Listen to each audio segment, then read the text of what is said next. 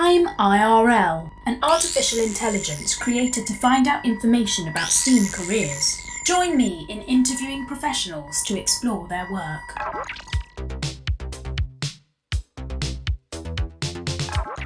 Were you required to study or train for a qualification? Yeah, so the main thing with being a medical statistician is to have a postgraduate degree in something like statistics, health data science or epidemiology. So it's anything that you might be working with healthcare data and how you try and analyse that data.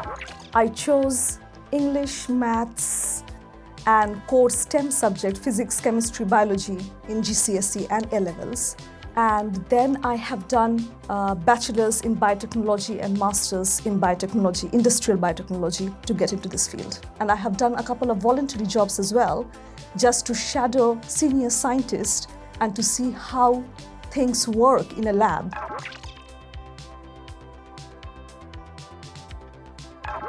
Thinking about your workplace and routine, please describe a typical workday. We don't have a typical day, but we do have a typical week. We usually start with reviewing some patients in the ward. We usually like to see them early in the morning. And then sometimes we have meetings with other specialties, like the radiologists, the surgeons, and we usually go through difficult cases to make decisions about treatment together. Later on, we usually start seeing clinic patients. Now, this patient, they're usually having ongoing treatment for their cancer, so they would come repeatedly. And sometimes you get called if some of these patients, they have any urgent concern. So your day is never predictable, but it's never boring. A typical workday would be designing and conducting experiments. It could be a day full of meetings and presentations, but usually it is a wet lab day. Wet lab meaning we are in the lab working. So the experiments run in various steps. So writing down each step, what I'm doing, and documenting the protocol, and then troubleshooting each step forms the basic day-to-day job of a scientist. And then when the experiment is finished, we have to analyze those, and then we try to make sense of those data sets.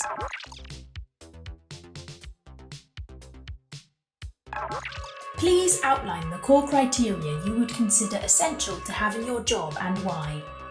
So I think you've got to be curious, you've got to like solving problems. A big thing with my work is looking at data and trying to figure out what are we seeing here, and then try and figure out actually why are we seeing this in the data, what could be causing this. For example, with safety, are we seeing that some patients are having problems with the treatment? That's really important in my work to make sure that everyone's kept safe. Coding's really good as well, and that's how we get all our analyses done. It's how do we present data, how do we analyse data, how can we make things a bit more efficient, trying to figure out the right models. I think something else as well is you need to be able to discuss statistics to people outside of statistics. So it's the statistician's job to look at the data, make sense of it, and then feed back to people like doctors or other people within my organisation. We need to be able to communicate exactly what we're seeing. What do our sort of analyses, what are our models saying? Curiosity is what I find helpful in medicine, because it's interesting to see how life consists of things.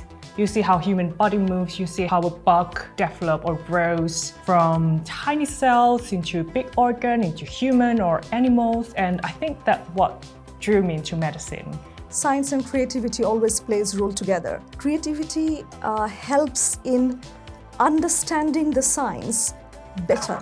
If we are not creative enough, we are not questioning enough. And then we do not answer any unsolved queries. It's all about hypothesis and proving those hypotheses, whether it's right or wrong.